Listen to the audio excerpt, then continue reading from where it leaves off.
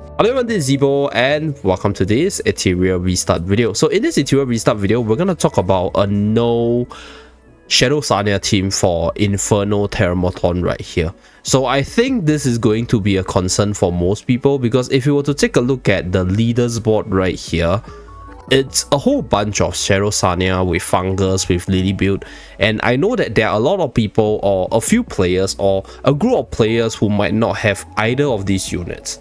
So I mentioned this before, for Lily's case, another substitute you can use is Cachi, right? If worse come to worse, Mio as well as Marvel is also okay. If they have sufficient stats, they should be able to do similar things to Lily. But let's say, right, if you don't have Shadow Sania, then this combo can't be put off. And I think a lot of people might be like, oh, then how do I clear the Inferno dungeons? The Inferno dungeons are so hard, right?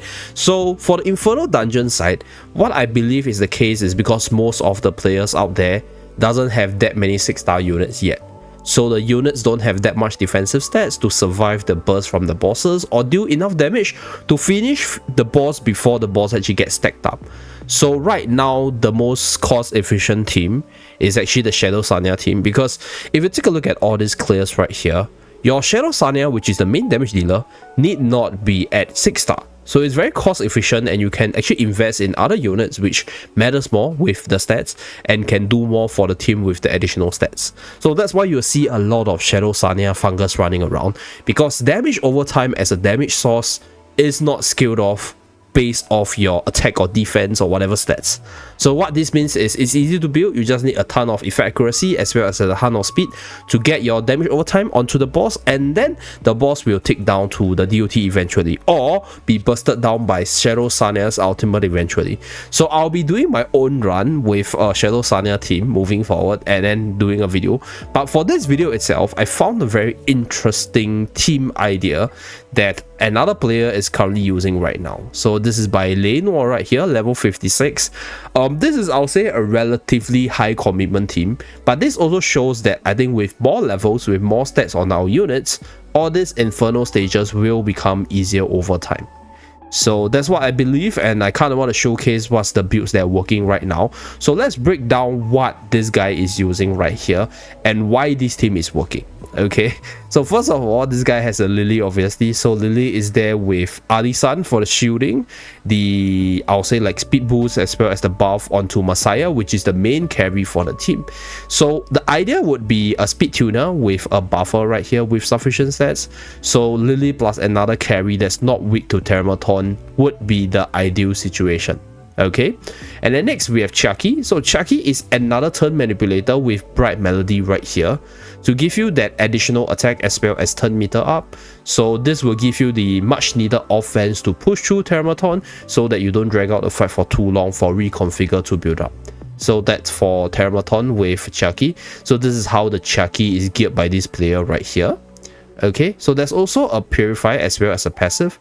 So I think this is to give the more consistent attack up to make sure your whole team has attack boost. And this attack boost is also helpful for our next unit, Dorothy right here. So this Dorothy is 5/5, so not very recommended, but I think Dorothy is one of those healers that can actually heal massive amounts because her heals are based off her attack. So if you take a look at Cascade's Remedy right here, this heals all allies for 250% of the attack. So you get this Cascade's Remedy. I'm not sure what the additional effect is. I think it's heal over time. But if let's say, if you take a look at this Dorothy with about 3000 attack right here, right? If you were to buff it up by a little bit, the heal number is actually quite powerful. It's like near 10 to 11 or 12k, so it's quite a powerful, I'll say, like type of heal from Dorothy right here. So that's that. So he has a one set of Swift Rush and then mainly just bumping the onslaught cost right here, as you guys can see. So he probably has 12 onslaughts and then one Swift Rush over here. So single target heal is also based off attack, so this will give you a lot of heal, and this strat is also pretty valid to just keep your whole team alive such that your Terrormaton cannot burst you down. Okay, and then last but not least, there's Cachi the Guard. So this unit is a unit which I think a lot of people didn't see the strength in, but now as we continue to progress in the game, I kind of see the strength of this sort of early defensive booster. Because in the early game, or if you are pushing for deficit, or if your gears are not fully built up, having the additional defense buff is quite important. And also having immunity also prevents the boss from debuffing your unit's defense to snap them down.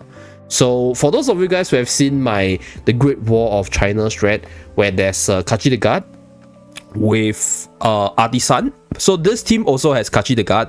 This team also has 1 Artisan, 2 Artisan, right? So this Cachi the Guard plus Artisan combo is very valid because Cachi the Guard buffs up the defense of all allies. So I think for defense it's 40% or 60%.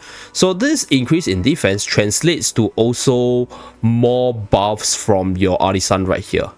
So right here, over here, it mentions that it generates a 2-turn shield equals to 400% of own defense to the owner animals and the ally with the lowest HP. So right here, it didn't say whether or not it's affected by buff value, but I got a feeling it is affected because I've seen a lot of defense up plus Artisan combos running around. So this Cachi the Guard is there for the defense up as well as the immunity right here. And it also gives you that ability to get increased effect accuracy. So this helps you with all your debuffs or whatever negative things that you want to apply to the opponent in general. So that's for Cachi the Guard. Okay, then Terrormaton Miner. So this one is not buffed up. And then for the first skill, there's this reduce in critical rate down. So this also reduces the damage output of the boss.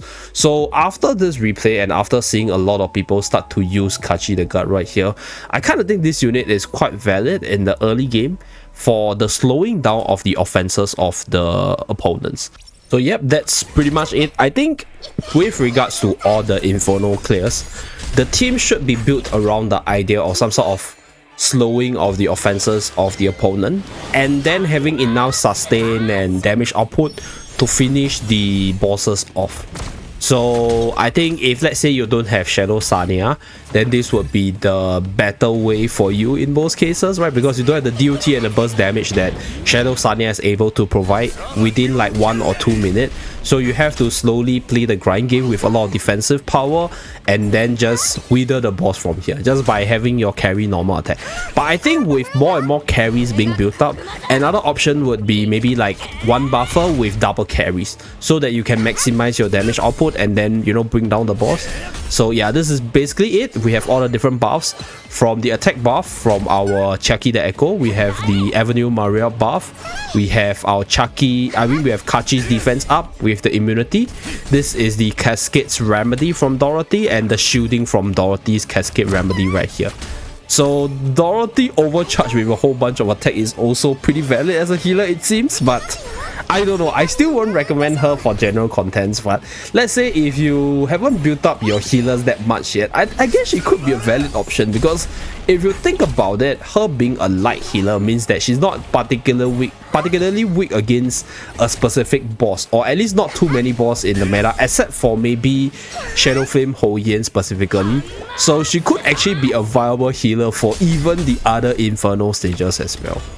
But yeah, we shall see for this Dorothy tag. We shall see whether or not there's players who are experimenting with it. But this is how the run looks like. So you bring down the left hand, which is the offense hand, or the right hand, which is the offensive hand, and then you just grind down the main body as usual. But yeah, this is the team build for it, and all the different equipments as well as stat lines. Thank you very much for tuning in. Do remember to like and subscribe to see more, and I'll see you guys again in my next video. Bye guys.